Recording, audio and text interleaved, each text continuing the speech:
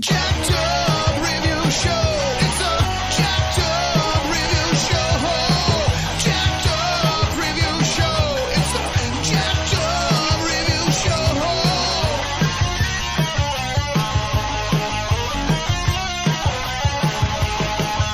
Join us as we cover many an insane movie and numerous cult TV phenomenons. Are you ready to get jacked up? Are you with us? Then listen on. Listener discretion is advised.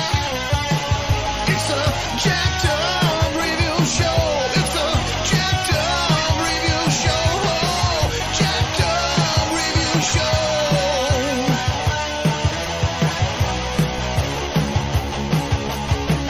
It's a jacked up review show. It's a jacked up review show. Jacked up review show.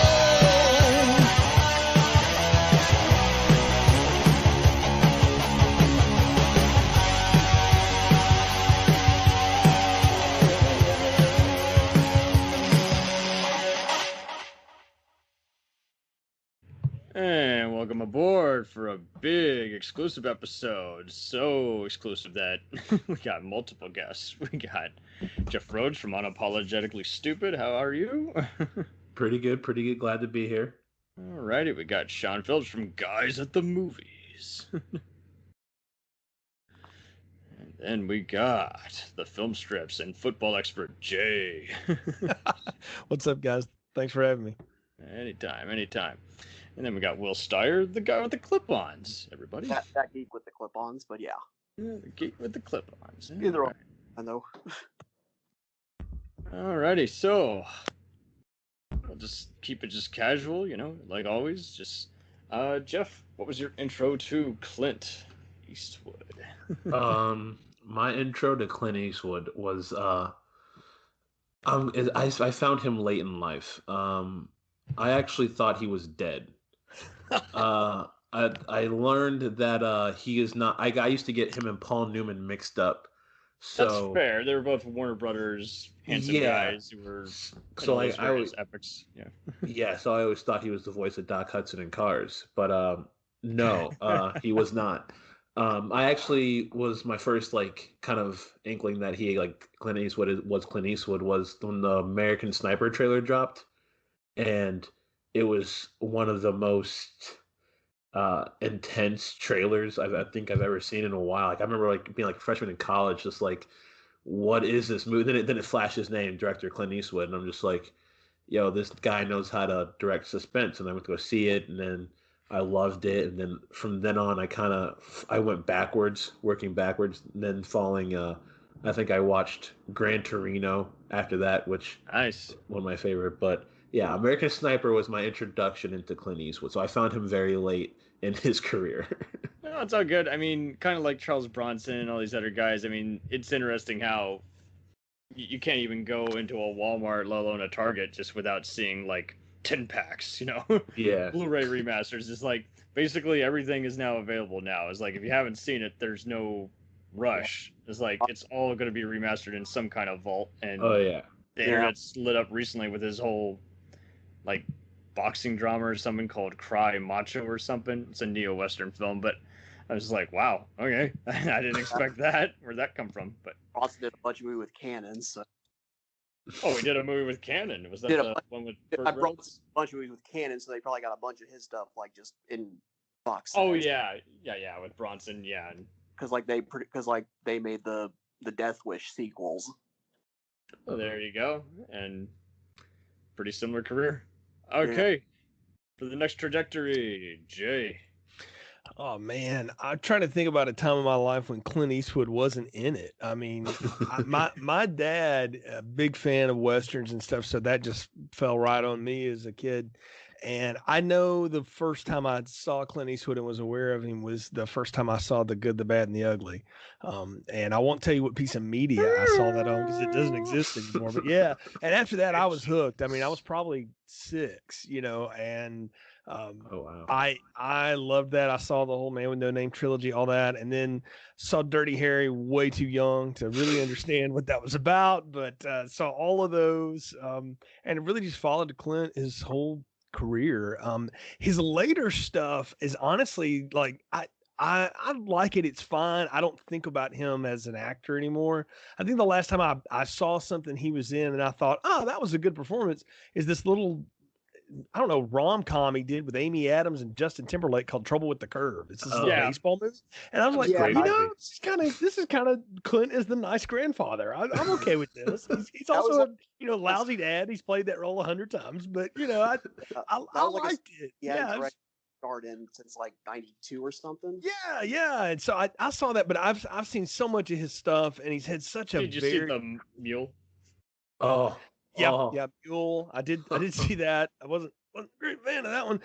But I Yeah, did no, like Gran that's Torino. fine. I'm just he's you got know. plenty of movies that are gonna all divide us as people. Oh, But it's interesting completely. how And look, as somebody who on Film Strip, the Clints that we've done, we did the 5 Dirty Harrys 5 years ago. Ron and I did those, and we had a really interesting time discussing those. And so I'll bring up some of that as we go here. But yeah, Clint's been a part of my pop culture lexicon since before I could write in cursive, which is a thing they don't teach anymore. I understand. So now I've just dated myself Yeah. incredibly. there you go. I guess they only need for signatures. I don't know. All right, Will. When the hell did your TV start airing all of Eastwood's violent cinema? I would say, honestly, the first time I probably ever saw Clint Eastwood, something that I can recollect, was actually his uncredited cameo in the live-action Casper movie, which I saw in theaters as a kid. I was like, Oh my God, really? I was 8 or 9 when that came out. I didn't So, know he had yeah, a cameo that's on probably Casper. where I didn't know that's probably either. my first- Jesus. That might be one of my earliest recollections of seeing him. Now, anything quote-wise, I've heard in dozens of things. Like so many of his, like especially Yeah. "Go Ahead, Make My Day" has been quoted in everything. But Right. let's see, one of the earliest movies I saw of his all the way through was probably all 3 Dollars movies, because my dad had them on DVD, and so we just watched them one day together. I was probably 13, 14 at the time. The first movie I ever got to see in theaters was actually Gran Torino. Oh, nice. Okay. Cool. And then I got to see a re-release of Unforgiven, which I had seen a few times in the past, but that was my first time getting to see it in theaters. It had a introduction as well, like they were doing a retrospect interviewing Clint about it, so that was cool to see as well. Before I always like that with older movie screens, where they have like an introduction by somebody talking about the movie, or if they Right. have the director themselves. Like they did that with Mel Brooks for the 50th anniversary of The Producers. Had a talk with him before the movie, so. And that was my friend who went to see it with me. That was his first time seeing the movie, but he had heard of it. That's very wild, and Yeah. I'm sure that had to be a great experience, just reliving that, especially with the Q&A panel. Oh yeah, that was real fun. And so since then, I've seen various movies of his over time that he's both directed and starred in. Like I really liked Outlaw Josie Wales. For sure. Every Which Way But Loose was goofy fun.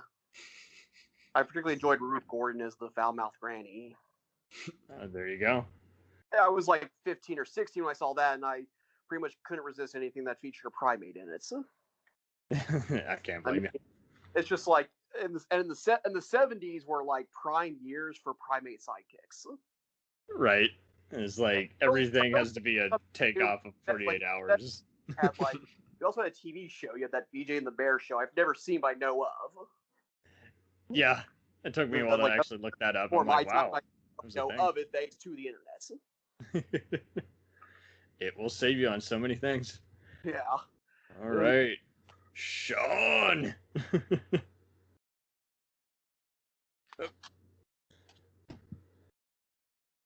Oh, breaking up there. All right.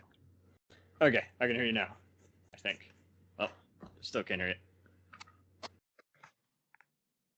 Okay. Dang, what's going on here? I can try and read lips, but I'm not very good at it. Sorry. I wish I was Marley Matlin or whatever, and I could read lips. That'd be a neat skill to have. Yeah. There's a great documentary on TCM they keep playing that talks about people who played disabled characters in real life and how it got them more gigs. It's a great thing. I don't remember the name of it. It was a good one. Okay, well, no. No go. Sorry. Well, shit.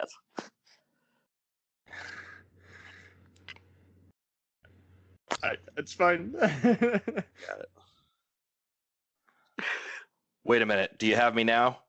Oh, there we go. Yeah! He has defeated the microphone. So, like Clint Eastwood, I am resilient in my career. Way to tie it back. I love it. It's like it's perfect because I was just like, okay, finally, Skype is working. I've been doing terrible this whole time with Skype, and I was just like, it's working great. No microphone, perfect. All right.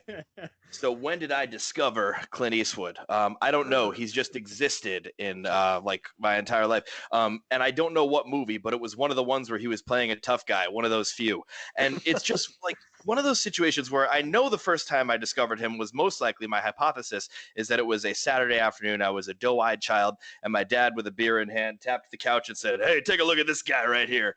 And then like he shot a criminal in the face without giving him due process, and he's just like, that's living right there. And Without due process. It was one of those things where he is always just this, or was always, excuse me, he is always this tough guy. He's really this always there, and it's great because he has a sort of one note actor to him, but he can sort of play that one note everywhere. And one of the situations you get there is, he could be in a comedy where you just put him next to an ape and he's funny, even though he is just still playing the same deal. He's still playing the same tough guy. You put him as an astronaut in Space Cowboys. Absolute masterpiece if we're going to go there. But right. It's hysterical of him just like delivering the same cold lines. It was interesting though, because I always just imagined him as an actor, and I was young when I discovered, wait a minute, he also directed movies. And then it was the romantic comedy Mystic River, when I was just like, he's directing a movie and he's not in it. And are you sure? I didn't know if that's intentionally ironic or what. Do you mean Madison Country? For legal purposes, I will say that was ironic. Like that is not that's a romance movie. I think we'll all start going. I think originally was too okay. Let's keep going. But I'm sorry. I get silly. Okay. But it was when I realized, like, oh, he's sort of humble. He can direct a movie but not be in it, and that's something that a lot of actor directors do. It's not a novel choice, but it is something sort of like it was beautiful for me to see that at the first time, and then I kept on seeing it, and it's just interesting because his, like I said, his acting career is. He's one note, but he's perfect in all of his movies in that one note. He fits perfect in that puzzle piece. When it comes to directing, he's got highs and he's got lows. And those highs are some of the greatest highs we can see in American filmmaking. And those lows are Jersey Boys. But it's... I've actually never seen Jersey Boys, so... You are very lucky. Musical movie. I don't know if it was a movie. I'm not sure what it was. It doesn't exist. Does it? But no, that's why I love him. Is his filmmaking is unbelievable. I still stand behind $1 Million Baby. People have said that movie hasn't aged well. I think that as a director, I like the idea of him being mysterious, meaning the lighting is completely off for him, like where you don't see the characters sometimes. And he said, yeah, audiences are smart. I don't want to do that. We don't know what's wrong with him and his daughter. We don't know what went wrong there. It's sort of just this beautiful, like, mysterious element that he puts in a lot of his movies that is, just absolutely wonderful. Really is. I do think in that one, like, a bit more vulnerability than in some of his usual performances. Yeah, I mean, because you kind of... Compared to some other movies he did where he's like more just stone cold, and this one he does give off some vulnerability that is really nice. And also Hilary Swank and Morgan Freeman, of course, nail it as well. Yeah. Oh, and it's an altogether just showing is like, hey, you can make a boxing movie and it doesn't have to, be a knockoff of the Rocky formula for the billionth time. It can just be its own gritty, take on it. And so starting off with Eastwood, I mean, it's kind of interesting because much like many actors who've had a huge career, everyone knows him from different things. Some people only know him exclusively from his 80s, 90s stuff. There's others who know him just because, you know, he was one of the key players on the show Rawhide, and then all his 60s and 70s, you know, war and crime films from there. I think it's interesting, though, how he's just liked by just so many generations, and whatever they do or don't, you know, take to, they still are just like, Clint Eastwood, oh, he's a smart dude. He makes good movies. And so I think it's interesting how he kind of fits in that same mold, kind of as Burt Reynolds, Wesley Snipes, even Harrison Ford, is just being an everyday man who's, you know, ready to take out the trash at times as well. And it's just wild because you don't, again, and he started directing really young also, you know, as soon as he basically got all his power, he just basically just kept, you know, pitching ideas and scripts, and no one was ever saying no to him. His movies were pretty much always consistently performing. If anyone can see the director's documentary series DVDs, you can get them dirt cheap or rather expensive, depending on whether it's Amazon or eBay. But he really does go into, he basically just looks for just natural kind of ways to go about it. And you hear any actor who's worked with them, they basically will ask permission for him to do things, and he's just like, nah, man, just, I'm going to stay in my cage, you stay in yours, you know, you know how to act, I'm not going to tell you how to act. He's also known for shooting quickly. Right. On time, like either on time or ahead of schedule, like to get things. Yeah. Absolutely. Matt Damon and Morgan Freeman had some hysterical stories about working with him multiple times, and it's like they would ask him, would you like me to do it this way or that way? And he'd be like, well, if you want to waste my film, you can. I'd rather you just keep on. Just, it's like, okay, I'm going to take that as freestyle. Yeah. When he's ready to go. Mm-hmm. Yeah. And then when he wants to cut, he just goes, that's enough. Right. Yep. I've looked up some of his directing. Like, I've heard stories about that because I'm like also kind of dabbling in directing and amateurs, things like that. And I've always support all indie filmmakers. Yeah, yep. I love me some horror films, but I've been trying to switch to like more like you know, just normal dramas and things like that. And I did a deep dive last year into Clint Eastwood movies just before his lighting, like you mentioned earlier with his lighting in $1 Million Baby. I think his lighting in that movie was phenomenal. Like the way he did shadows on his faces, like he appears out of the shadows out of nowhere when she's like training by herself, and like just gives him like it was just like really. I think he, in his movies, not just $1 Million Baby, but all his movies, the way he does suspense and his lighting and things like that, I think he learned that from people like Sergio Leone or something like that, people like that. Absolutely. Because the suspense in like not more like the lighting, but like the suspense, the aspect in like the old Man with No Name trilogies, I definitely think he carried on that into his own movie making. Because like I said earlier, American Sniper, that trailer, the suspense in that, the way the perfectly cuts it, waits out and everything, I think that's very genius the way he crafts his movies like that. I remember he dedicated Unforgiven to Sergio Leone and Don Siegel because that was like his last Western, and those two directed a bunch of Westerns, and they were both mentors to him. Yeah, it shows. Everyone else, you know, especially with whatever they got going on, they basically got to make their own hours, and he basically, like you say, he was just watching what they were doing on set and taking his own mental notes and running with it. And I mean, it really doesn't take much to just have anyone make a good word for you, you know, and join whatever, you know, acting or directing division. It's just, again, just put in the time and, you know, pick people's brains and say, hey, you know, give me a chance. And like you say, I mean, he definitely relies on just all kinds of things. It blows one's mind to even know that he's, you know, he composed his music for his movies. So, you know. I didn't know that. Very acclaimed jazz pianist. Like if you've seen In the Line of Fire, there's all those scenes when he's just dicking around on the piano or whatever. I forgot about And that. that's Oh, him. that's right. He's Oh, just I over didn't there know that. going, "I'll just do this for a little while," and and like Torino. nobody knew to do it, and he I don't just know did what it. that And like was. everybody's going, "Holy cow, Clint! Why are you wasting your time acting?" I And he's like, actually didn't know "This that. pays Wow. the bills," you know. I mean, that's how he goes. I wanted to put a phrase around what Sean and Jeffrey were talking about there with like Clint. The thing I've always described him with is he has raw intensity, and it's also lives in like the quiet spaces, and that's the weirdest thing. Is he makes these bombastic movies, and especially some of those Leone flicks, like the music is, it's all over the place.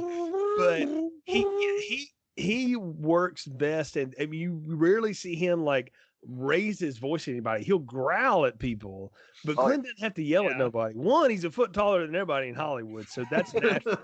But again, you think about Dirty Harry, he was like 40, doing that, and he looked older, but he looked like he could still kick everybody's butt on the set, because you were gonna cross that dude because he just looked at you. Yeah, That squinted look. It's a thing though. But what's funny is how you can do that in a rom-com, you can do that in a drama, you can do that in a techno thriller, you can do that in a western, and it's the same character every time, but it works because you know what? Surly is in every part of life, and Clint figured that out early. I think so too. He just knew he had to be the anti-hero. He'd already been just kind of the good old boy, saddle up cattle and help defending homesteads on Rawhide. And it's like, okay. And now I've played all kinds of cowboys. I played American cowboys. I played the Italian, European style of, anti-heroes, villain turned protagonist. Now I'm basically play some version of a cowboy in everything I do. And I think the other difference in about it is he's never the instigator. He's just kind of he's pretty much just like, I'm going to end it. I'm going to end it. I'm going to fuck you up. And so It's interesting how I had to correct so many damn people. Is like, they would always do the whole, you're talking to me, De Niro from Taxi Driver. I'm like, and they would think that was Dirty Harry. I'm like, no, it's Make My Day. Or Go Ahead. Or 6 shots or only 5. And it's like, man. I saw Dirty Harry last year for the first time. Like you said, I've been hearing that phrase "Make My Day Punk" for most of my life. Yeah, like everything in pop culture. But I watched it in context. That scene is so much more badass with like the full speech of like, I don't know if I shot 5 or 6 times.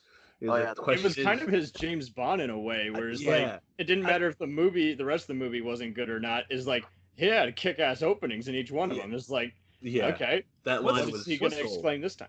What's funny about that series is he really was only ever interested in doing the first one, and he just kept getting talked back into doing the other ones as sort of a, well, I'll do that if you'll let me do this. And that was his, or like, well, I need to raise some cash for my mayoral campaign, so let me do this. And what's amazing about like the most iconic line of Dirty Harry, the "Go Ahead, Make My Day," is from the worst friggin' Dirty Harry movie, Sudden Impact. That is the crappiest movie, and it's so lazy, but that's the best scene. Yeah, well, it doesn't help that Sandra Loke, she's my girlfriend who I've had some kids with. Oh god, she he did my love interest so in every wrong. other Let's movie. not talk about that. Yeah. Well, and it follows him. politics. It follows him into his good movies too. Because I remember my grandparents were at their lake house. We were visiting them, and they're like, "Yeah, I saw you had a VHS of Outlaw Josie Wells around for us. We decided to hit it up, but man, can Sandra just be quiet for 1 minute?" It's a different world when she's on the screen. But no, I mean, that's the thing about Clint, though. Again, he can do so many things, and the stuff that he directs, that he acts in, like, I always have this question in my head. I'm like, what are you more interested in this? Do you want to give a performance, or are you just doing it because you couldn't find somebody else that would really make it work? I think and it's a mixed bag. I mean, it really is. No, I think that's true. For a while in the 70s and 80s, he kind of struggles a bit. He does a lot of like it or hate it kind of movies like Tightrope and Eiger Sanction, and he's just like, well, as long as I get some creative control, I get some kind of voice, I'll do this movie. I think that he ended up in a movie. Oh, sorry. I was just saying, I don't think I could see someone else playing Josie Wales though. No, I agree with that. Oh, hell no. I mean, like, and some guy probably was just that he decided to be the main character because maybe he couldn't get someone. But then for that case, I feel like he understood the material. Yeah. That I feel like no one else could have played that as well as he did. And that was pretty much what Morgan Freeman had stated several times. That was his favorite movie growing up, and that's what made him instantly say yes to working with Clint. Yeah. And so forth, and it was just so wild because out of all the movies that you've seen that have been on the top whatever lists, that movie got destroyed at the time. I can't just see it because I would have thought they would have eaten it up like they did any other kind of Western. And it's like because it wasn't the shoot 'em up Western. It was the dark, hard edged, more realistic thing. Man and seeking people weren't revenge on ready the for it. opposite side, and it's like, man. Reading about it, but yeah, I wasn't. And I think it did well enough, like at least. Yeah, it made money, but it was just like destroyed. Critically, yeah. So. Anyway, I'll let you go, Sean. Sorry about that. Well, I was just talking about how when he acts and directs, like, does he want someone else, or does he feel like he can play the role?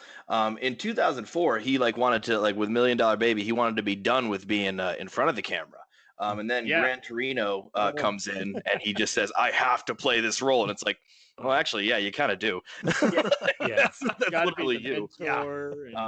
Then he goes away until 2012 with Trouble with the Curve, and then of course, who can pass up the opportunity to direct yourself in the implication of 2 different threesomes in The Mule? So it just really sounds like.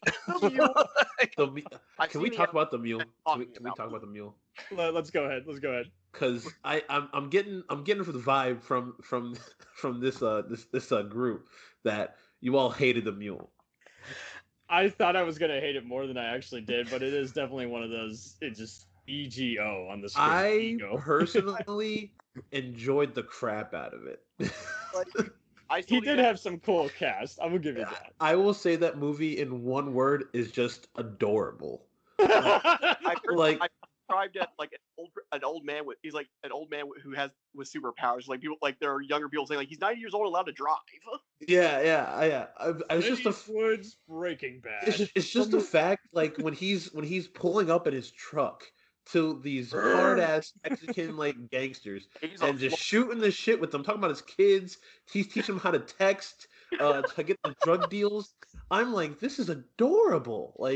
This old man, I'm used to Clint being the hard ass, like you said. Even in Gran Torino, he's the hard ass. But in The Mule, he's just this doughy-eyed old person who's just doesn't know how to. He just wants money to help his granddaughter get through college, and so he's just becomes the #1 drug smuggler in America at the time. And I was just like, what a story. It's even wilder because I even knew Robert Lasardo. I met him at a convention. He's the guy who plays Emilio. Oh, really? You've seen him on shows like Nip Tuck, CSI Miami, the bald tattoo guy. And it's just so wild seeing him, Noah G, all these other guys who typically played cholos in East LA.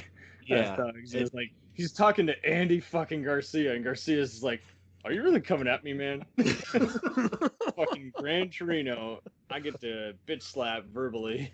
Oh yeah, the Mule I think is I think in a couple of years, give it time, it's gonna get that cult status following because it's just so ridiculous. It's just such a ridiculous movie. It's just a good, and like you said, the implications of him having 2 threesomes. A true story, my ass. I can buy him being a pimp. I can't buy him being just getting pussy. I don't know if I could buy it. Does he play a florist in that? He does. He's what you want are the knockout roses. That's what you go for. You know the names of flowers. I had no idea you knew everything about flowers. So what you want to ask yourself is, did I get 1 dozen or 2? Common misconception about succulents: they don't need water. Go ahead, make me a bouquet. Make me a bouquet. All right, everybody, tip your waitress, and we'll be right. Keep riffing. It's fun. Okay. Well, it's even better because you reminded me of all the various times Jim Carrey made fun of him in his stand-up and on In Living Color, and but people forget he's in some of his early he was in roles. Deadpool. Deadpool. Yeah, the Well, Deadpool. I mean, was that the apparently Rockstar guy. Yeah. Carrie says he did like his Clint impression in front of Clint on the Deadpool. And you talk about the movie Clint did not want to be there for at all. And it shows. in the No, not at performance. all. But he's there, and he said, "I like that kid. Good luck." And he just walked off. And Carrie was like, "It was my reason to live for months." Nuts. Clint Eastwood yeah? said it was good. Because we covered Jim Carrey previously on the show. Is like he's like the most enthusiastic with everything, and to have Clint, who you're already parodying, give you some kind of godsend, like that does say something. Because then he uses him for like 2 other movies, like Pink Cadillac, Honky Tonk Man, these other bit parts, these goofy attempts at comedy. He threw him in because he could trust him. He showed up and did his job. That's fun to see though with a guy like Clint Eastwood who's been through generations of cinema at this point. All of the stars that he's been with and like what people went on to do outside of his world and stuff, and like you could even make like a really fun in-universe connection with some of these characters. Like Rini Santoni, that plays his partner in the original Dirty Harry, is one of the few Dirty Harry partners that doesn't die. So he gets shot and like he goes to become a professor. I have retconned in my own brain that he goes to another part of California and hooks up with Sylvester Stallone's Cobra. And then he said, "Man, another one of these cowboys that gets me shot in the leg. I got to retire."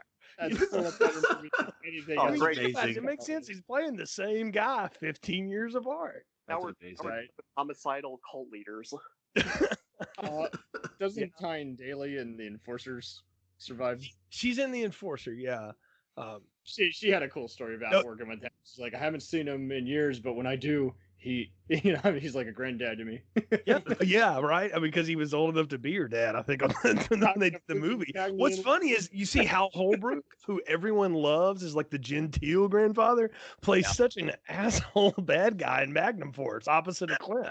Right. And they have some great moments where you just see old school actors chew scenery at each other, and he's like, "I've never had to pull my gun." Well, you got to know your limitations. You just know like those guys are getting off on going at each other like that. It's fun. It's like watching Joseph Cotton and Orson Welles and that friggin' Ferris wheel and Third Man. They're just going beautiful. at each other. Yeah. Absolutely. I saw that they were playing one day. I think it was, believe it or not, G4 TV. And we're talking when it was about to get shut down before it decided to come back. And I'm like, that makes sense because at one point they did try to make a Dirty Harry game that was like by Grand Theft Auto developers and for whatever reason they just. There is a Dirty Harry game for the NES. Yeah. Yes, I remember it. And it's awful. Never took off. Yeah. It's like it's as bad as you think it could be, but it's still not as bad as that friggin' Jaws game. And don't get me started on that. Well, that was made by Jaws had a LJ. game. Their games were pretty much guaranteed to be awful. Yes, I agree with that statement. I think the only LJ decent was Maximum Carnage for the Super Nintendo. Oh dear. Yeah, like their only halfway decent game. Pretty much everything else they touched was like almost always, which was mostly movie titles. E.T. Oh wait, that's Atari. That was, PTSD from that, getting stuff that's friggin' holes you can't get out of. It's like they had to, like program it quickly. Oh yeah, there's never been a pressure. five games. Star Trek has had a few duds. Terminator struggled. It's just like, do you guys just want us to be pissed off? Because it was around the time when they would complain about selling games back. You're cheating us of money. Okay, well then don't make us pay $60 for a terrible game. Facts. That's fair. Anywho, I'll circle around again. Since again, Clint has just such a huge, resume. So, if you were to just tell anyone to just get into his movies, what would be your top 5 picks? So I'll let you start, Jeff. Are we talking like his acting, directing, or all of it? Film, some of it, all of it. Yeah, like you can take maybe free acting to directing.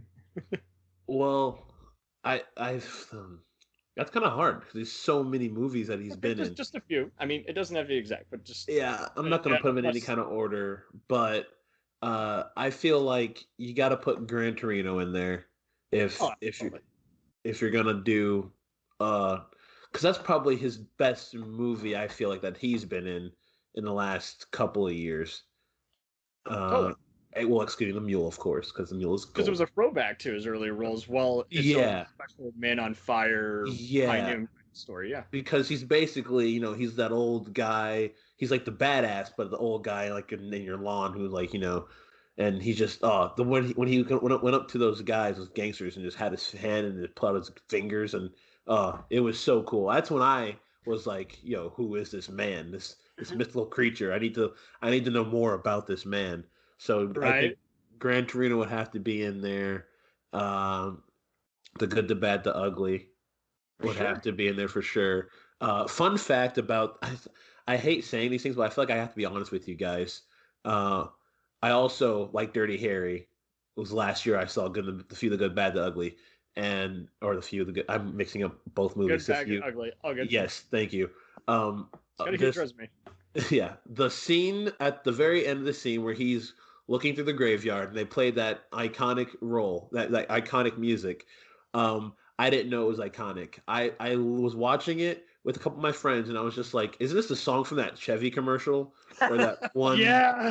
that one truck commercial?" And I was just like, "This is from this movie?" Huh. Yeah, I felt like an idiot because all my friends, with the film school, they're all like, "Are you kidding me, Jeff?" I'm just like, you know what? Fuck off. I didn't know. I was born in '95. That's when Madison County came out. Okay, give me a break. So Right.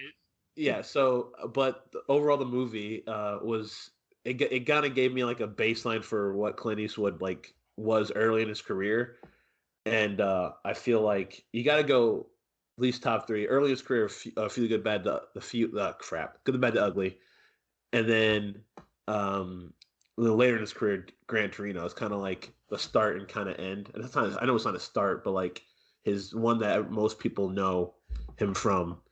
Those are just a couple. Do you want me to go do all five right now? Or No, not necessarily. I mean, whatever you want to just okay, specific. I'll let I'm still other trying to people pick, rank so it. spend more time. Oh, okay. I can keep going. I would also have to put. I would say Unforgiven. Unforgiven is a really good movie. When I did my deep dive a couple years ago, I found that one with Morgan Freeman. Again, westerns. I'm kind of new to westerns and all that stuff too. So when I was going back and watching them, I was just like, they're slow burns. I'm people of my generation are used to the Avengers, all this action, Michael Bay, boom boom boom, and I'm not gonna diss on those kind of movies. I love explosions as most of the Musk guy. They can be very fun. Yeah, they're fun, but so like every once in a while, it's nice to like get the same kind of intensity, but dialed way back with like the Western. I think a Western was like the modern day action film back in the day because it's all the guns and stuff, the shooting and everything. It's really action packed for like maybe like a minute or 2 minutes on screen, and then it's just it dials back and then it goes back up when it needs to, like when the time occurs. I think Unforgiven's really good with that. Just the stakes. So I would put that up there as well. I know what movie I wouldn't put on there. I already mentioned it, Madison County. I hated that movie. It was so boring. It was so long. It was so I promise long. you, no one really liked it. Like, Okay. like no one in the world. Yeah. I was so mad when I watched it. I looked up. I said, "This better not have gotten any Oscar nominations." And then Meryl Streep got a nominee. I mean, she gets nominated for like being in a Betty Crocker commercial. So come on. I said I watched guess. that. It wasn't a bad performance in that kitchen. It felt like Streep's character was incredibly selfish. Yeah, Because she was. The whole movie's about her committing adultery, and I'm just like, nothing wrong with her marriage, really. Like just that she was bored. It's like Clint basically Hey, watched. that's when you go to Vegas for the weekend and hit up one of the Love Stuff stores and you put a little spark back in it, babe. I remember my dad Woo! did give a different performance in that. Though. Like he thought it was like a different range for him than his usual. That's kind of why he did it. He does say that in the director's episode, but it's also one of those is like, dude, did you just watch other selfish overlong movies like Gone with the Wind 100 times and just say I gotta make that? And it's just like, well, that's a little too self-indulgent for us. We gotta have a little connecting to the character in some way instead of I like you, I think I like you, let's just get together by movies in, but after being shitty to each other most of the movie. Jay, could you tell me what it was again? I'm getting married in November, and what did you say? You go to Vegas? Oh, well, Get shit. down the line, not right out of the gate. You can't, get the fastball right out of the gate. Do you man. know that's how to Save some gamble? stuff. I've been married So- 16 years. Trust me. She hasn't murdered me yet. Yet, emphasis Yeah. on the yet. Yeah. But Like that. yeah. That movie's my worst fear because I have a girlfriend, and I could consider myself like a 7. I wouldn't, but but like if I just know like, oh, I'm going off to direct a movie somewhere, bye, honey, and some 10 walks in my door I'm looking for a bridge. Can you help me find it? I'm just Don't- like, Don't worry, it won't be Clint Eastwood because he only does threesomes now, so you're good. See, you're saying- yeah, it'd be like his son Scott coming Thank in you out for of nowhere. reminding of us. Oh, you're screwed if it's Scott. Yeah, I know. Scott Scott coming Eastwood out. would be coming in off the Texas Chainsaw 6 remake. He just did. What the hell? Man? Oh wait, well, what about Tony Scott? Would be a fun combo. That would. But yeah, no. So yeah, Madison not making my list. I just thought I'd throw it out there, just to It's say either it. that or 11:55 to Paris. I don't think I've seen that one. Let's take the heroes who stopped the train taking. He cast the real And put- people who aren't actors. Right. Okay. Like, And- What a and heroic then- decision. I mean, and then he has Urkel. That's right. From all. Jameel White's in it? Yes, as a oh teacher. my god, is he any good? Questionable. Might be Good's a better than the relative heroes. term. He didn't have much to work with, to be fair. I've seen people play themselves for real life roles, and sometimes they do okay. But then there are times where you Feller. need to have. We didn't go to that for the acting. We went for the explosion. But with this one, it's just like, kill me now, kill me now. I would rather have a boring history lecture that's been told 100 times, repeated. When I heard it was the real guys playing themselves, I'm like, oh, this probably will turn out well because they're not actors. They didn't even seem all that enthusiastic while promoting it on Jimmy Kimmel. I was like, okay. Still don't mean- want to see it. Because they probably don't really have those kind of personalities, and I'm sure they have lovely personalities at home and Oh, stuff. they're They heroes. can't be at Kimmel. Like, that's the thing. Like, Like, yeah. They're not used to being in the limelight. yeah, exactly. This was just like they were at the right place at the right time and became heroes, but that doesn't they're I was just waiting for them to be a smartass and just say, "Can you just fuck off, Jimmy?" That's the next guy. it's like why'd you do the movie? Because I got paid. Yeah, I like, got to tell And my hey, story. whenever I hear an actor mention that, I'm just like, you know what? Kudos for admitting it. I will admit though, he could have done some other cool true life story. Maybe he could team up with Lone Survivors Marcus Luttrell and do some other kind of dangerous mission kind of movie. I don't know. Okay, well, I don't mean to interrupt. So, Jay. All right. Well, Jeffrey mentioned some of the ones I would. I want to say this: if you want to do an interesting study in Clint westerns, let me give you two that do tie together pretty well. Go with 1973's High Plains Drifter, and then right after it, watch 1985's Pale Rider, because High Plains Drifter is a really intense, scary movie, and then Pale Rider is a fucking ghost story with guns and western and the original Law and Order DA, and it's awesome, and it doesn't Yeah, get fucking talked about party. enough. it's a kick-ass double feature, dude. It really is. But I want to tell you something. The shootout at the end of Pale Rider is some of the slowest burn, intense friggin' gunplay you will see in a movie. And it is, I mean, Pale Rider, like Clint says, like, that was me trying to do Shane, but as a ghost story. And I'm like, yeah, but it's really like High He Plains just appears in Drifter. both. Yeah, I mean, really, Basically, it's scary. both But I mean, really, like if you watch it from the lens of High Plains Drifter, is the origin story of this dude that becomes the ghost of Pale Rider. It gives you a really good double feature. So if you want to get like you should watch the Man with No Name trilogy. And we already dropped Josie Wales. I'll totally ride for that movie. But those two people don't talk about enough in the Clint Western oeuvre, and they should, because High Plains Drifter and Pale Rider are totally underrated and are really good watches. I've I seen will Pale admit- Rider. I haven't seen the first one, so I'm gonna have to go and watch it. I definitely liked Pale Rider as a kid. For whatever reason, I resaw it. It didn't strike me as much, but I still dug how Richard Kill was the town bully and Yeah. Jaws from James Bond. High Plains Drifter, I will admit, I'm the only person on the planet who cannot get into that movie, but I do like the style and the damn poster, let alone the score. Yeah, I mean it is a mix of a lot of cool stuff. But I would say those two. Scarecrow, Clint style. Yeah. I mean, yeah, it's definitely there. I'll give you another one that came out the same year as Dirty Harry, but is not Dirty Harry. Play Misty for me. Oh, yeah. That's an underrated slow burn like Serial killer movie, yeah. Yeah, serial killer movie. It's Directorial debut. It's what I call the proto erotic thriller too, that like ran rampant through the 80s and the 90s. It is. It's like the Joe Esterhazy wrote down a lot of notes from that shit. And so you can't convince me otherwise.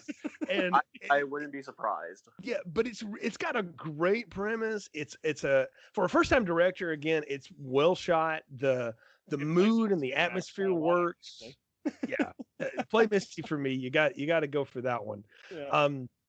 I would also put in, here's another thing Clint was in that's a prototype for something. If you like Tom Clancy techno thrillers, you owe it to yourself to spend some time watching Firefox from 1982. Right. I'm not gonna lie to you and tell you it doesn't have some slow moments in it, but it's still really good. And it's an intense idea. And in 1982, the graphics of that blew everybody's mind. But just the concept of like, I don't have to pull the trigger. I can just think the trigger and the missile will fire on this motherfucker. And now, like, that's how everything works. Right. But way ahead of its time. But chances are, if someone's taken an idea from War Games or Broken Arrow, they've also probably seen Firefox. They ripped it right off. So, and I'm telling you again, if you like those Clancy things and all that shit, watch Firefox. It's very much in that same light. I'm a big fan of this next movie because I think it's one of the best casts Clint ever got put together with. In the Line of Fire is loaded with character actors for him to work off of. You got Rene Russo, who's always awesome in everything. You got friggin' Malkovich. John Malkovich. I also said Gary Oldman for a second, but John Malkovich, who just eats scenery like it's candy bars. I love John Malkovich. Yeah, unbelievable. You got all this other characters. You got friggin' Gary Cole, who's one of the best character actors of the 20th century.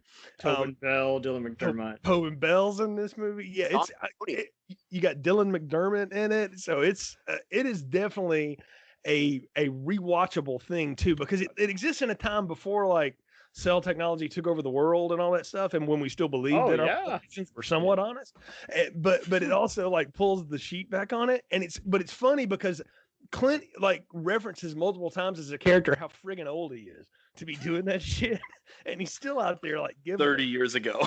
They make a thing out of it, but I love that. Though. It's a total rewatch. It's a great Saturday afternoon popcorn kind of movie, for sure. Peterson notes in the director's episode how Clint picked him personally. He's like, I guess he's heard of Das Boot because he hadn't done too many American movies at that point. He did Outbreak and Air Force One a few years later, but it was one of those like, you want me to do this, conspiracy assassination thriller? Oh, well, okay then. And he did say that Clint pretty much just trusted him with everything, and he didn't want Clint to do his rappelling stunts at first. Yeah, I can see that too. But again, that one's in the pile for sure. So I mean, like you can name a lot of five, and again, I don't put them in any order. But if you want me to give you 5 movies from Clint's oeuvre to really give yourself those are good picks. A taste of him, Play Misty for me, Firefox, High Plains Drifter, Pale Rider, In the Line of Fire. That's a good swath of what Clint can do. For sure. Okay, Will, you are up. Okay, basically the Dollar Trilogy is almost in a way one movie in itself. Just because Lord of the Rings. they all have very like iconic moments to them. Like the first, like Fistful of Dollars got like the great scene where it turns out he made himself a bulletproof a little shield. Really? For a few dollars more, I love the ending shootout where like they're timing it with the music box, a little bit box music, and like it's between Lee Van Cleef. I can't remember the Eli Wallace. I know Eli Wallach was in the third one, I think. Yeah. Wallach didn't come along. Oh, you're thinking of the first Van Cleef's one. a different character. He's like a bounty hunter as well, or something. And okay. They're teaming up in that one. Oh, that guy. That's right. But like, and really, it is more of Lee Van Cleef's story in the second movie. Eastwood's in it, but like he's really more he's more secondary comparatively. Perfect. But like it's great. Also, like that ends with like Eastwood counting his body count to like take in for a bounty. Like he thinks he's miscounted, then some guy tries to come up from behind him and shoot him, and he shoots him back. That's right. They do. My do, mistake. Six and of coffee. course, and You good bastard! like, that ending shootout with all three characters just looking at each other and like Eli Wallach being especially nervous, which throughout the movie he's just given some great like comedic moments. Oh, totally. One Can I of our say real quick too, like character actors that ever lived. if you like gun porn in a movie, watch The Good, the Bad, and the Ugly when Eli Wallach tries to put a pistol together from like parts that would not work. It would blow up in his hand, I but never it's thought of cool that. to watch him sit there and screw with it. It's all that stuff that all the cocking of the guns that came from the westerns, Right. Unforgiven, I just really love because, like, for one, I think it was like the first time I'd seen a movie with Gene Hackman playing a more sinister role. He's a So good that's what- guy, a well-intended bad guy Yeah, who like should be the good guy, but he's a sheriff who. I had seen him He's in pretty other inept. stuff where he's definitely more on the good side of things, but in this he's like this corrupt sheriff, and, like just doing these horrible things and when he humiliates English Bob. And you have to remind everyone, this is an anti-violent movie, and I see so Yeah. many people, they miss the point of this movie, they Like, want more bloodshed. I'm like, Yeah. the whole point is a man who can't be a good father, but loves his kids, but can't show his compassion, who's a merc, but doesn't want to do those kind of hitman jobs anymore, and it's just one of those, I mean, it kind of makes sense why that script was in the vault for so many times. No one knew what to do with it, except Yeah. Clint, Like, who was well, yeah, so many sides, so many genres, so... used to be this cold hard killer, then somehow settled down, had a family, but then had to be roped back into it to help out his family, to help out his kids. Absolutely. Had to like refine that killer instinct. For sure. But yeah, so I love like the bits in that movie where like with like Clayton was talking to that novelist guy, telling him some stories that like that like English Bob had told him that were misinformed. And then let's see, Outlaw Josie Wales are going just because I like a lot of the side characters now, like Chief Dan George, really like great in that movie. Yeah. Like, Great just, like, camera work, great scenery, great bit part actors. and then Good shit. let's see. Gran Torino, I really will always have a soft spot for me because it's the first one I saw in theaters. I also just like Shut your fucking face. there's all the relationship he has with the Hmong neighbor Tao, or Toad as he keeps calling him. Also, the scenes of him like at his wife's funeral, because like I myself was raised Catholic, so like the scenes of his grandkids like just kind of casually reflecting, just like Jesus. One with a football jersey. Yeah, like one girl with like on her face, like also his interactions with the young priest who like is like, what would you know? You're just some 20-something virgin. Right. And then it's like and then like his he finds more fulfillment from helping out this stranger than like than he gets from his grandkids who don't seem to want to do anything to do with him. Exactly. And All so- right. So, Sean, I will let you pick a few, and then I'll take a few, and then we'll all plug our podcast. All right. So I'm just going to get this one out of the way because we've all been talking about it, but I have a few other takes on it. Unforgiven. I mean, it's just all-time Clint Eastwood. I will say that Unforgiven did for Westerns what The Irishman did for mob movies, where it is like kind of the funeral for them. This is where it's real, man. This is the real one. This isn't the fun Shane one. This isn't the fun Goodfellas. This is the devastation. And I kind of appreciate the fact that it did that and it got recognized for that. Yeah. I'm realizing now I'm more of a Clint Eastwood director guy because I really just have director stuff because we already talked about it, but $1 Million Baby, I think that the creation of this, I remember I'm a big Oscars guy, and I remember the Oscar season, it was like The Aviator is going to win Best Picture. The Aviator is going to win Best Picture. And then this shows up, limited release on Christmas, shows up wide release in January, and just absolutely floors everyone that sees it. Because like you were all saying, this is a boxing movie without any inspiration whatsoever and does not tell you anything through exposition. Guys, she's in the hospital bed, and I'm like, she's going to make it. She's going to make it because they don't specifically tell you that she's paralyzed. And so then all of a sudden they take a leg, and I'm like, oh, I think this is done now. Like, I think this is it. Absolutely. Yeah. boy. And so just everything that like it just decides to tell it through. I mean, when we say show don't tell, this one is just like show and show and show and just show, and there's no other telling whatsoever except for a letter to his daughter. But like that's the only situation there with that. I also I'm going to save that one for last because you're all going to go nuts. What I have here is I made a little crack about it being a romantic comedy. It obviously is not, but it's just because it's such a devastating film. Mystic River is so artfully done and emotionally beautiful. I actually have to say a little comment on Clint, where recently this guy has done too wide of a scope. And with his naturalized direction that he has, where he takes like literally 2 or 3 takes, or like he's just kind of like, whenever you want to go ahead, or don't tell me about your performance, do this. It's good realism, but in the wide scope movies like Jedgar, Jedgar, I always mess that one up, and like all the other ones. And it's just like those wide scope ones just don't work with that style. And so something like Mystic River, where it just literally takes place on one street in Boston practically, is just truly like devastating, but so artfully done. I think about the Sean Penn scene. Is that my daughter in there? And he's the last person you would expect to do this kind of movie, you know? Yes, this very exactly. awful tragedy that, again, can happen to anybody and take years to you'd never get over it. And it's just one of those scenes where he literally has 10,000 cops on him, which is unnecessary, but perfect for that scene. I mean, you all think about that. You see that image of Sean Penn devastated as he wants to go in there and just probably hurt everyone that's ever existed. Yeah. I think this might be the only movie of his where I actually got like teary-eyed of Mystic River. That scene in particular, that was very well acted and well directed.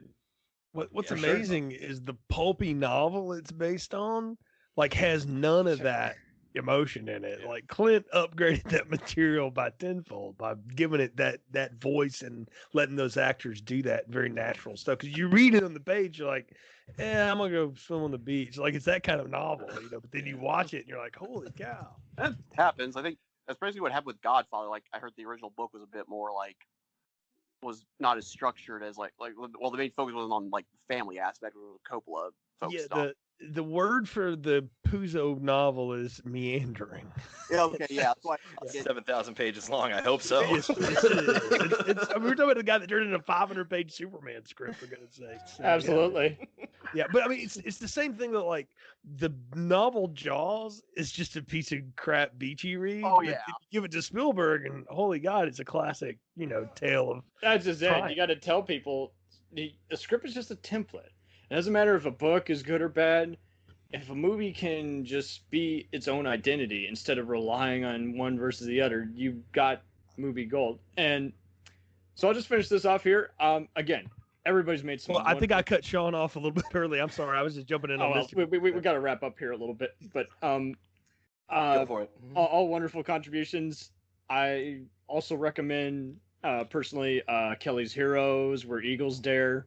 Those are just war spectacles you don't see get made too much nowadays. I think the most you might see is just maybe select films like Fury and a few other special ops movies. But it's like these movies also just managed to mix in some dark humor and some Guns and Navarone type spectacle and strategy to them that gives them a very fun, stealthy mood and vibe.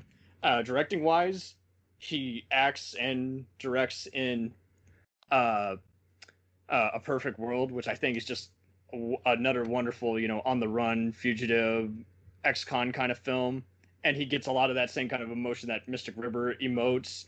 And I also got to recommend Letters from Iwo Jima. It's just telling it from the Japanese viewpoint was just so crucial. And it's like, you didn't get that from Flags. From Flags, you got just too much actual flag waving. It's like with Letters, you got an actual, it's like, here are people who are trained to kill, have no remorse, and yet no good future ahead of them. They're actually losing this battle, and yet because of their honor code, they can't, they have to either kill themselves or be killed in battle. It's just one of those, die or die. There is no do or die. It's die or die. And it's so encompassing. So I'll let you all promote whatever else you got going on. Thank you ever so much for being on this kick-ass show.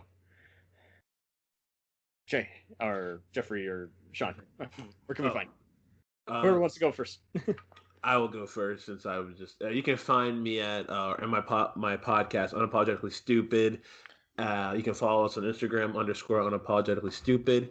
We also do a video broadcast of it that you can find on the Nautical TV YouTube channel. And yep, Okay. that is it. All right, so I'll go. This is Sean. You can find me at Guy at the Movies podcast every Wednesday morning. I am also on Instagram at Math Teacher Movies, and I have a column on guyatthemovies.com. Yeah. All right. You can follow Filmstrip at FilmstripPod on Twitter, Instagram, or Facebook. Just search Filmstrip Podcast, and on a bi-weekly release, and you can hear. We've got 300 plus episodes now, so you can hear me or Ron or we got a lot of stuff. We've been around a long time, so your Arlington Road review was so kick-ass. I was like, I'm glad someone knows what that movie is, because when I was seeing the Capitol riots, I'm like, oh, holy shit, has someone been watching movies like this too much? Exactly. So yeah, no, Mike from Dana Buckler and Atkins Undisputed really put that over with me. Yeah, you can follow the show that way. If you're into college football and the NFL, you can go to thegridironbreakdown.com and you can catch up with what we do there. We actually do a Facebook Live show, and there's a backup to it. There's an audio version if you want to do that, but the visual so much more fun. During the season, we pick games, we cut up and talk about stuff, and in the off season, we'll do like a show every month just to talk about the draft or some list of quarterbacks or something like that. But no, Lindsey, Brian, and Alan and I have a lot of fun with that one. So thegridironbreakdown.com will take you to our link tree stuff. And if you want to follow me personally, I don't know why you would, because all I do is talk about movies and podcasts and sports. But you can follow me at Jay the Podcaster on Twitter and Instagram. And I don't do that. What are you following me for, man? I love that people do. I don't know why people would, but you can find me at Jay the Podcaster on Twitter and Insta. So yeah, thanks for having me on, and it's been a lot of fun. Absolutely. And Will, had a great time. keep with the clip-ons.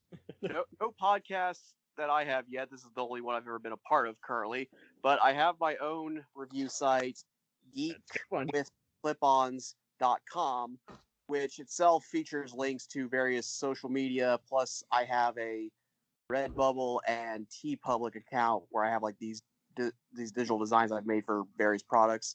So like it's mostly a blog site for reviews, but I also make profiles on filmmakers and actors and stuff in their filmographies to have them to navigate everything for when I make a cool recap of Boys in the Hood in today's terms, which was a pretty cool retrospect. So if you guys want to I got to see that in theaters a few weeks back for its 30th anniversary screening. Yep. Okay, very cool. You guys all kicked some serious ass here, and thank you ever so much for just digging into just one of the many just guys who I think we can all agree we're gonna cry like angry bitches when he passes. Don't speak that to his existence, please. No. It's all good. He's Superman. So that's fair. And welcome aboard. We got additional commentary. We got LA writer Kat Heron to just weigh in on the appeal of this actor and filmmaker. How are you? Yeah, thanks for having me on. By all means. And we had Jay, we had a bunch of the others just hit on the fact that this man's career kind of just took an unusual kind of tour, in that you didn't know that he was going to embrace drama. You thought at first, okay, he's a hunk, now he's a tough guy, now he's doing all these very unusual drama movies, What was your intro to him? My goodness. I definitely don't remember the first movie I saw. The first movie that really hooked me on him was The Good, the Bad, the Ugly. And Gotcha. That's why I have this replica poncho.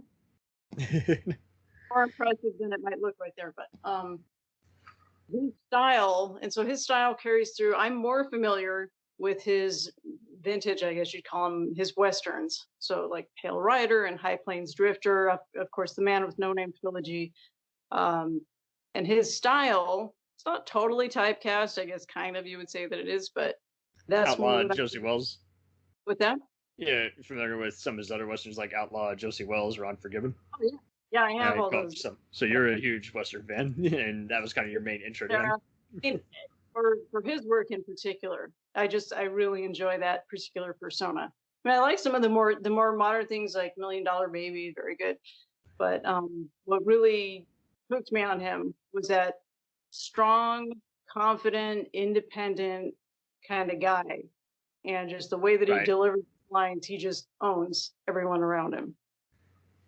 Yeah. He could be anything. He could be someone's granddad. He could be a protective dad. He could be just a gunslinger who's on his last job. And yeah, like you said, it kind of helped that since virtually all his movies were pretty readily available, it was pretty easy to like access most of them through Blu-ray or cable TV or what have you.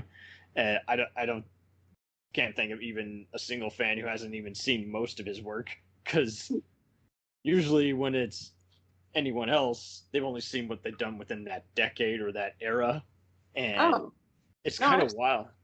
I've seen a pretty good spread. I haven't seen everything. So No, I'm not saying that. I'm just saying it's interesting because like when someone's like becomes famous, they kind of only just see their newest stuff instead of where they got their start, you know? And it's kind of interesting because it's like he was part of so many ensembles, spectacles, and his production company, Malpaso. Are you familiar with the background behind that? I don't actually. I've known about Buddy Van Horn, his stunt double turned assistant director, and his daughter's getting into acting, but that's it. The early work that he did with Sergio Leone, it was considered, somebody gave him advice. Malpaso in Italian is like saying that's loosely translated would say that's a bad idea. And so somebody was telling him, don't do these Sergio Leone pictures, the Fistful of Dollars and Good, the Bad, the Ugly. And of course, he decided to do them despite it being a Malpaso. So then it was wildly successful, and he went and named his production company after that, which I thought was pretty cool. So it kind of shows that he's sort of a man of destiny. Things just fall into place. Not without working, pretty much. That's neat. So that kind of complements the rebel in him and just shows that, again, he's kind of independent, even though he's working with a studio. I mean, I guarantee you, they're not giving him notes. He's been so consistent with doing crowd pleasers. Yeah, he's known for finishing ahead of schedule and under budget and things like that. So, I mean, he's known for his efficiency. I think probably that just comes through that commanding presence. I imagine it would be very difficult to be a little diva, on set, challenging his direction. I don't know. We talked about that, how we had heard some outrageous interviews that he had with the likes of Morgan Freeman and Matt Damon, and he basically leaves actors in their corner. He's like, you know what to do. You're here for a reason. Just, I mean, if you want to keep wasting film, we can, but I say we just get going. And so it's just kind of funny. He kind of challenges them to just kind of be independent as well, instead of, shut up, stop talking, whatever. He's actually pretty nice, but then he'll also just kind of be, I wouldn't say strict, just kind of just like, well, you got this far. Well, what could I say any different that you don't already know? You're good at this. Yeah, so he doesn't micromanage or anything. No, he doesn't do what all of our bosses do these days, where it's like, thank you for stating the obvious. Alrighty. Well, what movies would you actually like to see him do in the future? I know he's got a new neo-western coming out that's kind of got some boxing in it or something. What movie would I like to see him in particular? Or direct, or write. Or... Oh, yeah. I mean, he turns 91 on May 31st, so I'm not sure. I'm not sure that I would be demanding that he have any sort of physical... okay, gotcha. I mean, that's the one that I enjoy the most. I wish could just go on forever and ever. But what's your take on his kids? Are they decent actors in their own right, or they need some work? on his kids? Yeah, he's got a few. Yeah, I know. I was reading that he has like at least 8 by 6 different women or something, but he's really cagey about it. Yeah, Scott Eastwood's been in a few blockbusters, and then you got Francesca and Allison, who have been in a bunch of TV movies. And okay, so you got me there. You stumped me there. I didn't know. No, it's all good. I just know he's been really private about his personal life, but yeah, I didn't track his family very well. So It's kind of Yeah. wild how he was like running as a mayor in a local California town back in like the 80s and or something. So it's kind of wild how he's tried so many different other things and Yeah. tried Well, writing, done music for his movies. yeah, So Harry as a politician seems like a natural fit, really. yeah. And because yeah, he doesn't hold back. And what's funny is um even when movies where he's not playing a cowboy, he does kind of have that cowboy mentality where he's like, well, I have a ranch and I'm sure that he's shorter now as he's gotten older, but if you're 6'4" and really confident, I think you're kind of set on a certain path in your life. absolutely. It's kind of funny. We were also talking earlier how some of his personas kind of echoed in some pop culture, like Jim Carrey would do his best impressions of him in his early stand-up, and there's other characters that you can kind of tell are kind of influenced by him in some of those other cartoons and anime. It's kind of like Marlon Brando. He has a very distinct delivery style. And Right. So when I found out it's why he could do voiceover work, and you would know instantly. You know, I mean, there are plenty of other examples, but he has that very Yeah. style. So, and because it's so effective, makes sense that people would gravitate toward copying it or maybe emulating it a little bit to weave into their own style. That's a good point. Because even though as he's aged, everyone still kind of makes out what his voice is and how they recognize it. And it's funny with other people and actors, we haven't really noticed that. We're being like, that was so and so. No way. And he's kind of I don't want to say blended in. I guess you could say he's a trooper. He's been able to just kind of there isn't a mountain that isn't high enough. Well, impressive. Well, it's just kind of wild because I mean, yeah, other actors kind of well, the minute they age, they become unrecognizable, and it's like we always kind of just Yeah, figured out yeah. the eyebrow look or scowl he would give, and then he would kind of play up it. Basically, yeah. And as a woman, I can relate to the horrors of aging, and you just cling to the past that's gone or whatever. But yeah, some of them can become has-beens in their 40s or something if they got a really early start. And he got a start. I mean, he was only in his 30s in the Dollars trilogy. Damn. And what's interesting is he always smoked so much. And I remember reading that he actually didn't smoke. I don't know if he has started since, but that he hated having to smoke for those roles. And you would think that he was a chain smoker in real Right. life. So yeah, And his voice doesn't sound too grainy, so I guess he maybe only did it if the role required it. But I can't even think of the last role. on us with that. I guess. I mean, I can't. I personally can't think of a single role where he's smoking.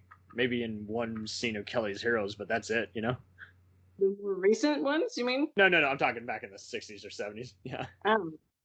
Yeah. But that's a good point. Yeah. Most anyone around that time, smoking was a thing. But yeah, I can't think of any movie or photo where you can see him chain smoking. So I guess yeah, maybe he just. In the westerns, yeah, big time in the western. That's why I was surprised because I love movies that I'm really into. I'll read all the IMDb trivia. So I sit there. I love IMDb. It's on my home screen on my phone. That's how often I'm on it. It really is. And it's on impossible to not watch a movie nowadays, and you're looking at some trivia while. Because I like older movies, I have the CPI, the inflation calculator app on my phone too. So when you watch older movies and they quote a sum, it only goes back. I think it only goes back to when the income tax was instated in 1914 or whatever. But yeah, so I'll pause it and be like, all right, I got to put that in context. Right. What does this terminology actually mean nowadays? What that dollar they just advertised? What is it if I convert it to this metric system? Metric? Oh, yeah, I guess different currencies. Right. Doing all that research and everything. So awesome. That was quick and prompt. Do you have any blogs or books that you would like to promote? My blog is just kherons.com. Mm-hmm. Not exactly phonetic. Kherons.com, and then it's the same handle on Instagram, kherons. Okay. And any topics you want to just promote or anything? Like about a bit of everything. I'm into horror, so Okay, cool. this is actually like a side interest for me. If you really want to get me to where I don't shut up, then that's where I shine. Halloween and horror. Right. Yeah, we meant for a lot of the Wishmaster posts I was making. So yeah, it's like, very cool. I will let you know about any future franchises of that I try and take on if you're interested. So. All right. Thank you ever so much for being on here. This was prompt. Yeah. All right. And take care. We'll return after these messages. Hey, feeling down? Feeling low? Not enough podcasts about movies in your life? Why not try They must be destroyed on sight. the new Podcast Cure-All? Sure to get you right with the world and on a path to better living. We have exploitation, we have Italian horror, we have zombies, we have slashers, we have crime films, we have spaghetti westerns, we even have sci-fi and sex comedies. So take a dose of They must be destroyed on sight. as needed and let the hosts, Lee Russell, Daniel Harper, Paul Romali, and the odd guest host cure what ails you. Warning, may cause atrophy, African consumption, black fever, bone shave, chin cough, colic, cramp colic, dropsy of the brain, elephantitis, grocer's itch, jaundice, mania, miasma, mortification, palsy, Pott's disease, rheumatism, scurvy, St. Anthony's fire, summer complaint, and worm fit in some people. Consult a physician before listening.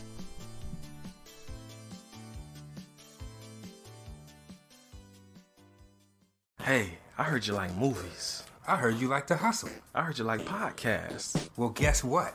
There's a podcast for you out there called The Home Video Hustle. Damn right. Every Friday we talk about whatever movie PJ picks out the bag. What does that mean? Every Wednesday on our YouTube page, I put a bunch of movies in a bag, and PJ picks one out at random.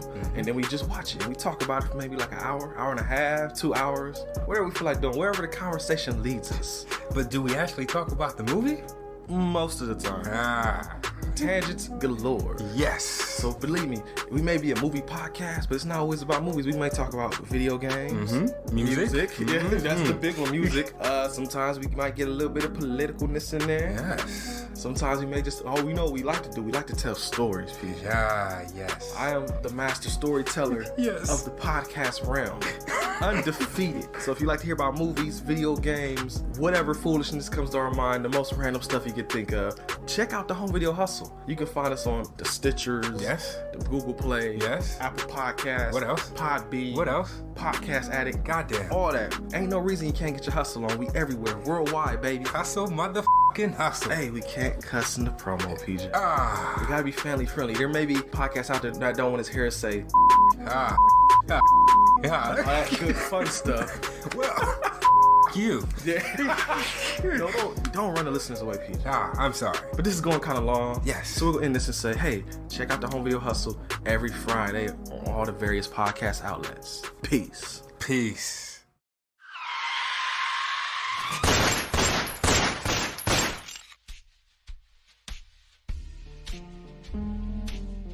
As far back as I can remember, I always wanted to be a gangster. And while Witch didn't make it to the top of the world, he did make the Gangs of Hollywood podcast.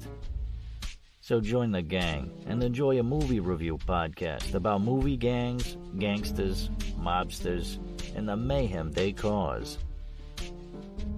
You can find GOH Podcast on Facebook, Twitter, and Instagram at GOH Pod at www.gohpod.com, as well as your favorite podcast listening app. And remember, say hello to your little friend for me.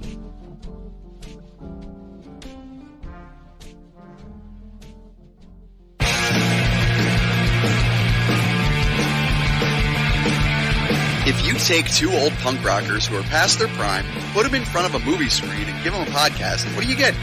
Cinema Punks. Cinepunks. It's the mixtape of movies.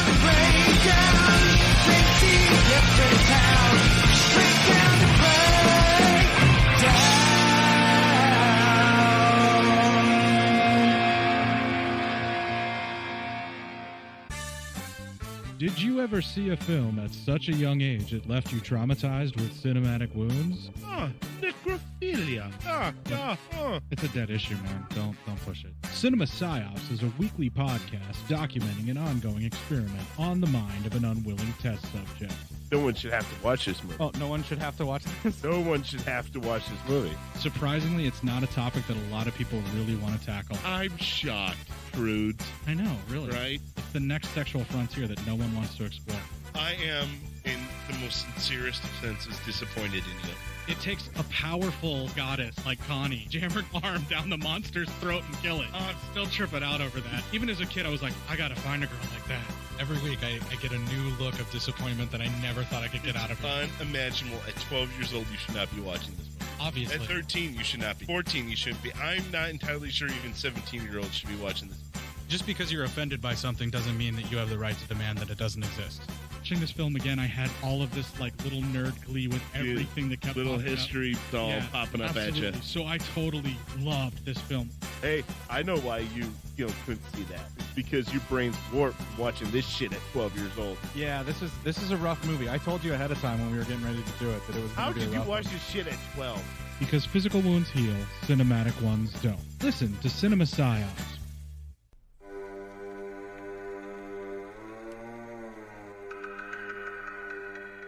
Hey everybody, I'm Corey. And I'm Zach, and we're the hosts of Podcasting After Dark, a cast dedicated to late-night horror and sci-fi of the 80s and 90s, often found on HBO and Cinemax. You know, the movies your parents didn't want you watching as a kid. You can find us every other week on Apple Podcasts, Spotify, Podbean, and Stitcher.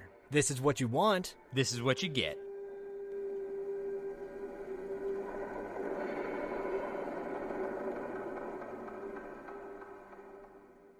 It's time, let's check our cue, baby. Pair it with a couple brews, baby.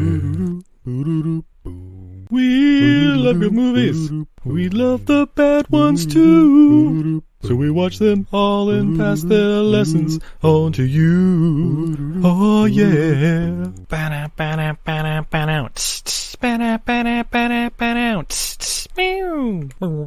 Everything I learned from movies helps to make life a little bit groovy.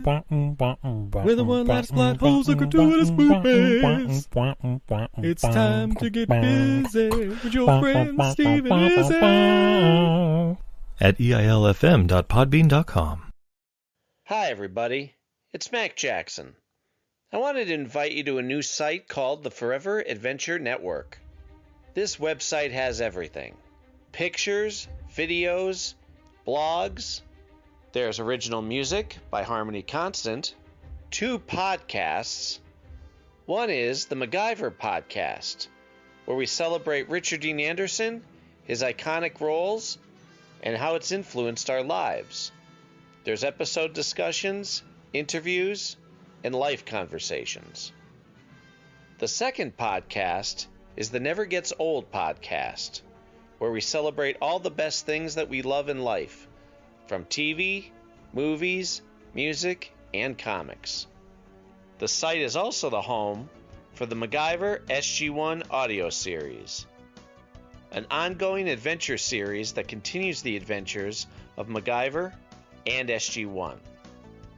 There are also multiple stores to choose from for all of your pop culture and adventure needs. Come on by and check us out today. And thanks for joining the adventure. We now continue with our program.